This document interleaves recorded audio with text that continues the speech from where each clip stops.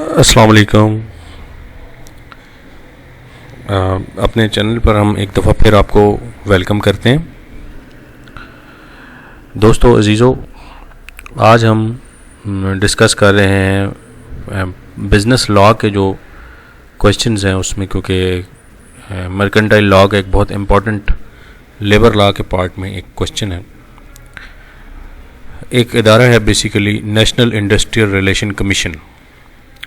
तो आज हम इसमें डिस्कस करेंगे कि NIRC यानी कि नेशनल इंडस्ट्रियल रिलेशन कमीशन का इंट्रोडक्शन या ये क्या है और किस लॉ के तहत बनता है। नंबर सेकंड, हम इसकी मैनेजमेंट फंक्शन और पावर्स पर भी डिस्कस करेंगे।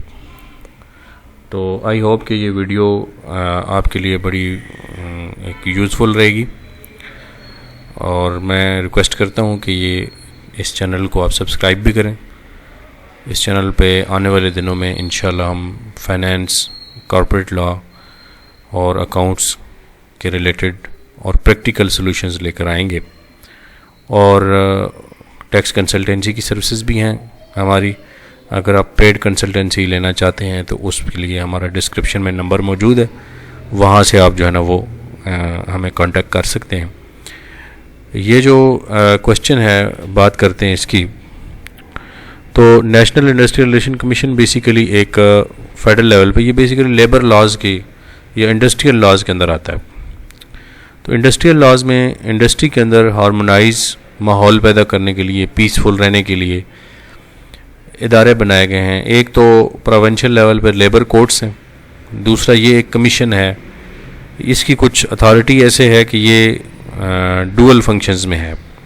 एक तो इसके एडवाइजरी भी हैं फंक्शंस और दूसरे भी हैं, तो आगे चलकर हम डिस्कस करेंगे। पहले इसका इंट्रोडक्शन कर लेते हैं कि इसका जो वजूद है या इसकी जो कॉन्स्टिट्यूशन है वो basically national industrial relation commission का जो बॉडी है वो इंडस्ट्रियल रिलेशन ऑर्डिनेंस 2002 के अंडर आती है।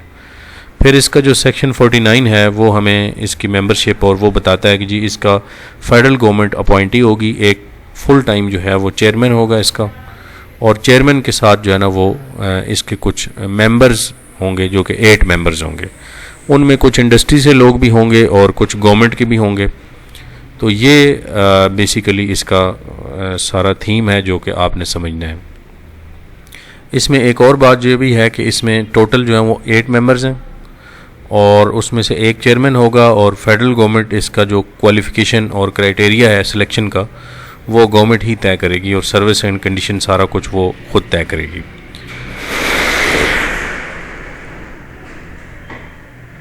इसी तरह से हम जो इसके अंदर कर रहे हैं डिस्कस, वो नेक्स्ट है हमारा फंक्शंस या इसकी जो ओवरऑल मैनेजमेंट है वो तो ज़ाहिर है वही चलाएंगे। फंक्शंस में हमने बात करनी है कि फंक्शंस के क्या क्या होने हैं।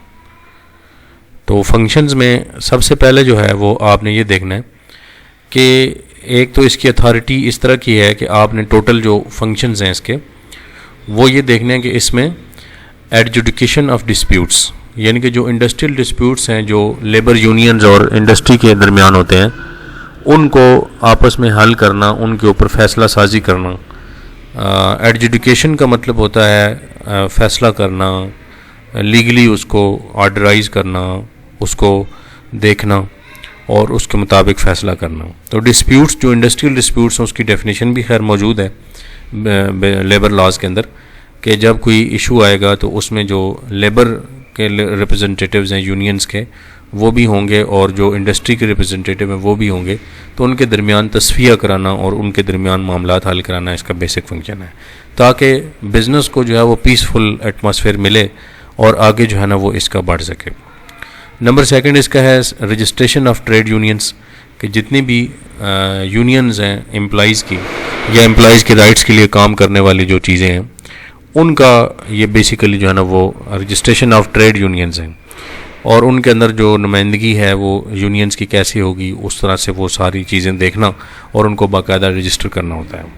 फिर एक और जो ये लफ्ज़ लिखा हुआ है CBA, कलेक्टिव बार्गेनिंग एजेंट का तयन करना, जहाँ पे यूनियन ज़्यादा हो जाती हैं एक ही डिपार्टमेंट में या एक ही महकमे के अंदर, तो ये HR की टर्म है बेसिकली। तो फिर उनके अंदर से फेडरेशन का भी कॉन्सेप्ट निकलता है, फिर उसके अंदर का यह कि यूनियंस में से फिर एक इलेक्टिव बॉडी आप बनाते हैं, और एक वो कलेक्टिव बार्गेनिंग एजेंट होता है जिसमें सब की नुमाइंदगी होती है, और वो एक सुप्रीम बॉडी होती है, वो जाके डील करती है, और जो लेबर के राइट्स हैं उनके हवाले से बात होती है। इसी तरह से एक एडवाइजरी फंक्शन भी है इस NIRC का, कि गवर्नमेंट को जो बेहतर मशवरा है वो भी देना इसका मकसद है, ट्रेड यूनियंस के रिलेटेड।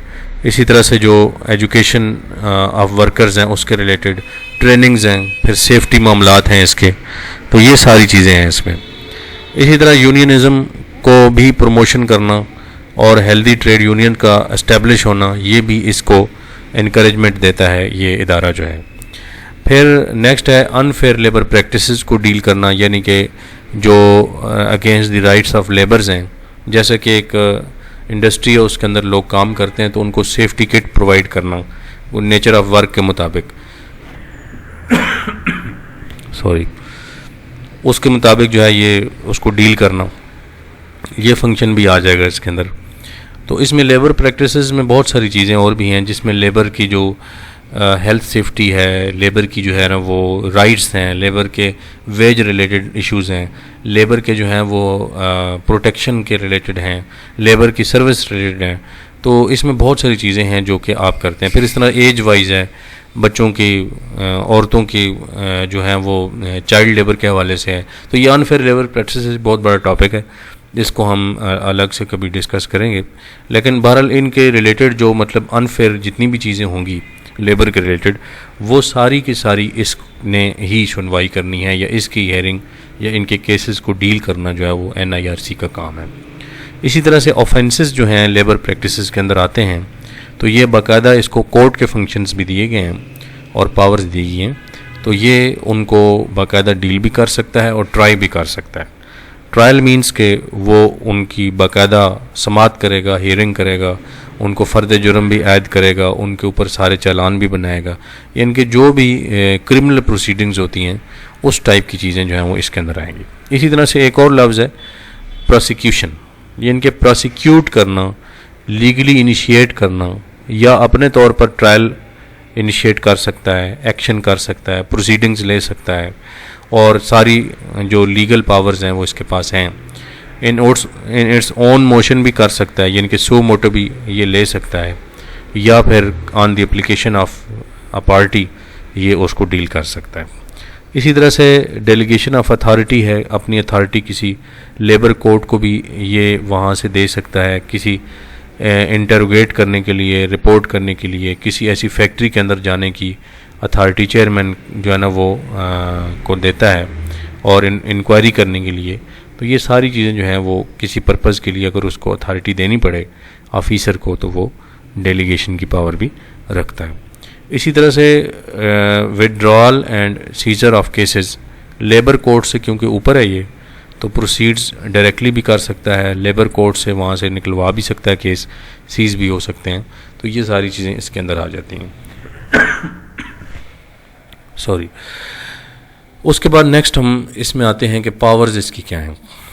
तो मेन पावर्स जो हैं वो इसके अंदर ये हैं कि एक तो लेबर रिलेटेड जो फेडरल गवर्नमेंट के लिए ये रिकमेंडेशंस भी देता है, रेगुलेशंस भी बनाता है, और उनको चेक भी करता है, ये बताता है, एडवाइजरी भी करता है।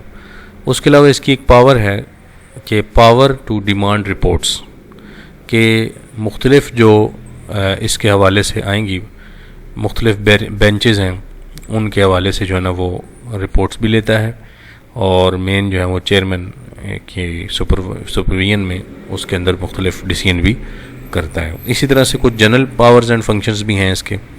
और फिर फाइनली एक और हमारा है फाइनलिटी ऑफ ऑर्डर्स।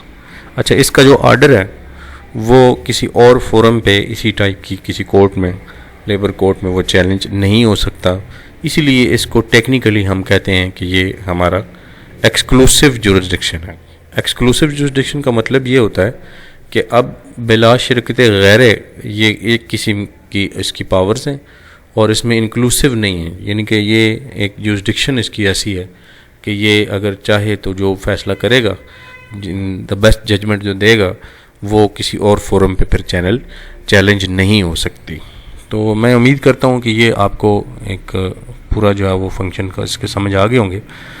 तो इसकी बुक जो रिकमेंडेड है वो कॉमर्स के या BCom BBA के हवाले से वो इस्लामियस पब्लिकेशंस हैं, और उसमें आप देख सकते हैं मियां असमतुल्लाह साहब की बिज़नेस लॉ है, इसको आप देखें। मुझे तो ये बुक अच्छी लगी है, आप भी इसमें देखिएगा। Thank you very much.